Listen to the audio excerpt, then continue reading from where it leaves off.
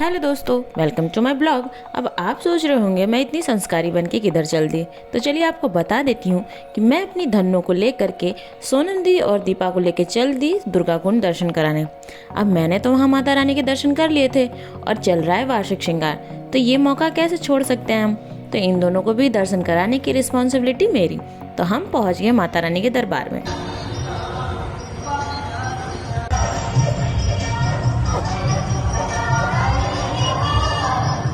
एक सच्चे भक्त की तरह हमने भी लिया माला, फूल, प्रसाद, जो भी माता रानी को हमारी चढ़ाने की इच्छा थी हमने लिया और पहुंच गए माता रानी के पास।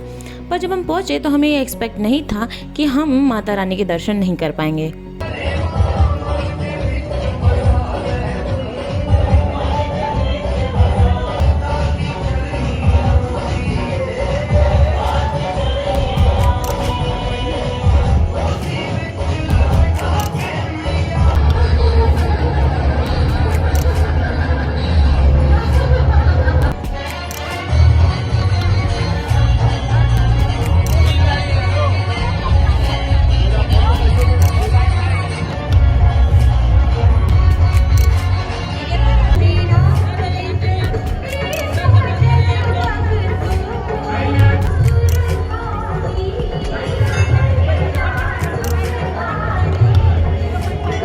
माता रानी के दरबार में पहुंचे तो वहाँ पे ये सारे कार्यक्रम चल रहे थे जिसमें कलाकार माँ के रूप में अपनी कला दिखा रहे थे।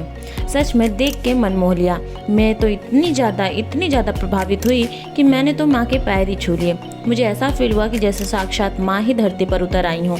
तो ऐसा मौका कैसे छोड़ें, हर इंसान में भगवान तो होता ही है। तो बस मैंने फटाफट माता रानी के पैर छू लिए। तो हमारा दर्शन क्यों नहीं हो पाया, उसका रीज़न ये था कि इस समय वार्षिक श्रृंगार चल रहा है। जो माँ का अद्भुत श्रृंगार होता है वो रात के टाइम पे ही होता है और माँ के श्रृंगार के बाद रात में 8 बजे ही पट उनका खुलता है।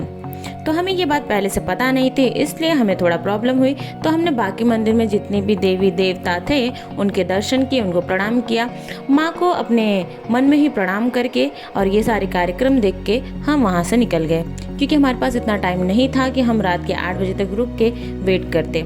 खैर, ये होता है माँ का बुलावा। जब आपका लिखा होता है जैसे, आप तभी कर पाते हो। इसे ही कहते हैं कि आपके प्लान हर जगह काम नहीं करते। पर ठीक है, हमें जो भी देखने को मिला हमें उसी में संतुष्टि है। जब माँ की इच्छा करेगी हमें वापस बुलाएगी। तो चलिए मिलते हैं नेक्स्ट वीडियो में, तब तक के लिए हर हर महादेव।